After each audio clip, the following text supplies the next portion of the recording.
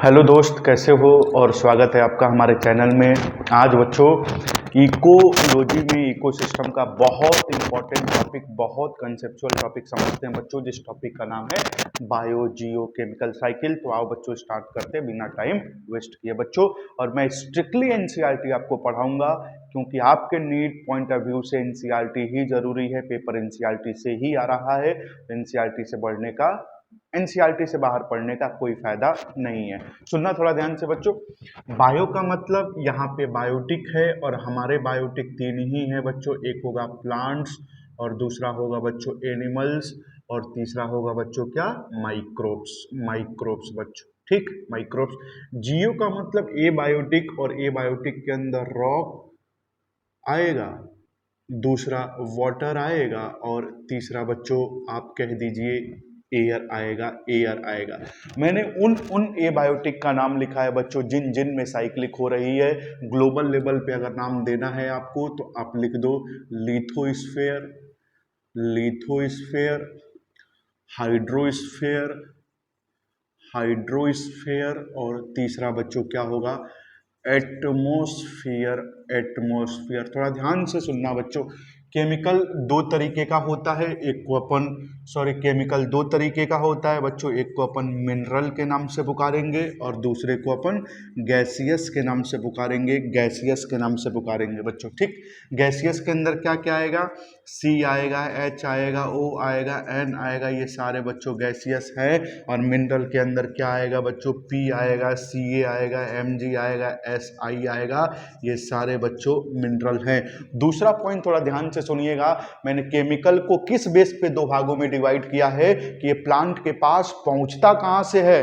अगर इसका प्लांट के पास पहुंचना अर्थ क्रस्ट रॉक से हो रहा है तो वो मिनरल है। अगर वो प्लांट के पास पहुंचना एटमॉस्फेयर से हो रहा है बच्चों तो वो क्या है, गैसियस है। मैं रिपीट करूंगा, ध्यान से सुनना। मैंने केमिकल को दो भागों में किस बेस पे डिवाइड कर दिया कि ये प्लांट के पास पहुंचता कहां से है। अगर प्लांट के पास पहुंचना इसका अर्थ क्रस्ट रॉक से हो रहा है तो इसे मिनरल कहेंगे।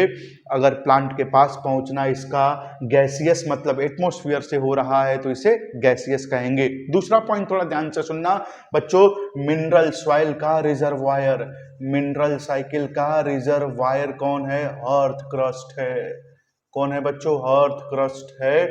और गैसियस का रिजर्वायर बच्चों कौन है, गैसियस का रिजर्वायर कौन है बच्चों, तो एटमॉस्फेयर है।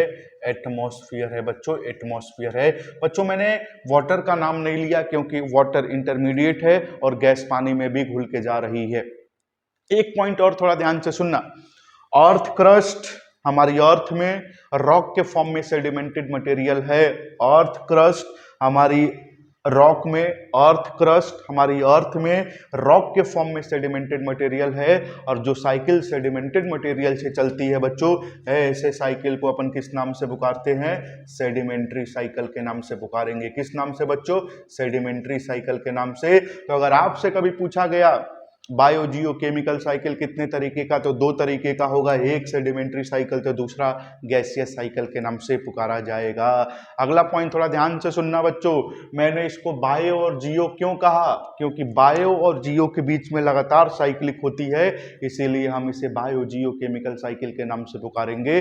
जैसे थोड़ा ध्यान से सुनना, बायो के अंदर क्या क्या आएगा बच्चों, ये रहा बायो, ये रहा बायो। बायो के अंदर प्लांट आएंगे, एनिमल आएंगे, माइक्रोब्स आएंगे। और जियो के अंदर क्या है बच्चों, ये रॉक है या सॉइल है, रॉक सॉइल है, वाटर है और क्या है बच्चों, एयर है। थोड़ा ध्यान से सुनना, इधर टॉपिक को एकदम ध्यान से देखना बच्चों।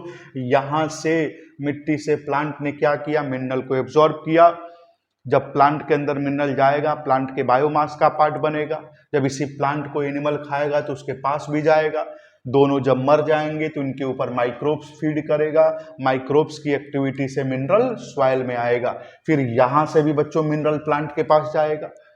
जब प्लांट के पास जाएगा तो प्लांट के बायोमास का पार्ट बनेगा, फिर उसे एनिमल खाएगा तो उसके पास भी जाएगा, दोनों मर जाएंगे, उन्हें माइक्रोब्स फीड करेगा और माइक्रोब्स की एक्टिविटी से मिनरल वाटर में आएगा। यहाँ से O2 ले लो, CO2 दे दो, CO2 ले लो, O2 दे दो, लगातार साइक्लिक हो रही है, इसीलिए इसका नाम है बायो जियो केमिकल साइकिल। एक पॉइंट और थोड़ा ध्यान से सुनना बच्चों, ध्यान से एकदम सुनिएगा।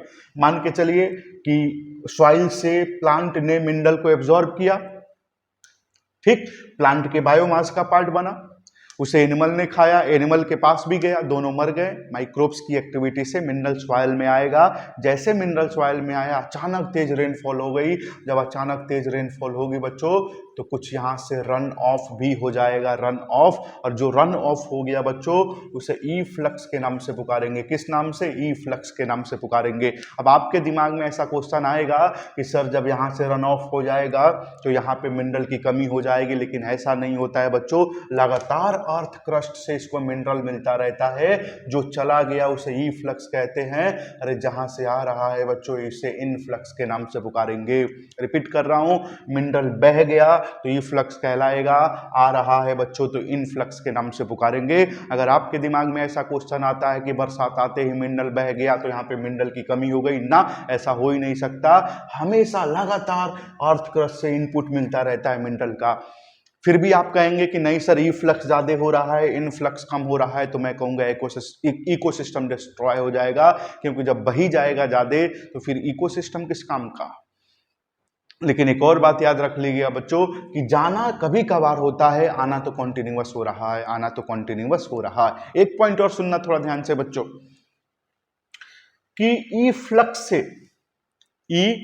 से देखना थोड़ा ध्यान से, ई फ्लक्स से जो इम्बैलेंस क्रिएट हुआ है, ई फ्लक्स से जो इम्बैलेंस क्रिएट हुआ है उस बैलेंस को, रिपीट कर रहा हूं, ई फ्लक्स से जो इम्बैलेंस क्रिएट हुआ है उस इम्बैलेंस को जो लगातार बैलेंस कर रहा है, जो लगातार बैलेंस करने में सोर्स काम कर रहा है, वही रिजर्वायर है। रिपीट करूंगा, ई फ्लक्स से जो इम्बैलेंस क्रिएट हुआ है, ई फ्लक्स से जो इम्बैलेंस क्रिएट हुआ है उसको लगातार बैलेंस करने में जो सोर्स काम कर रहा है वही रिजर्वायर है। एक पॉइंट और याद कर लेना कि बायो जियो केमिकल साइकिल के मिनरल का सॉइल में आना, बायो जियो केमिकल साइकिल के मिनरल का सॉइल में आना सॉइल मॉइस्चर, टेम्परेचर और पीएच के ऊपर भी डिपेंड करता है। तो ये कुछ बात एनसीईआरटी बुक आपसे लिख रही थी, और एनसीईआरटी बुक बच्चों केवल आपसे दो ही साइकिल समझा रही है, एक फॉस्फोरस साइकिल और दूसरा कार्बन साइकिल।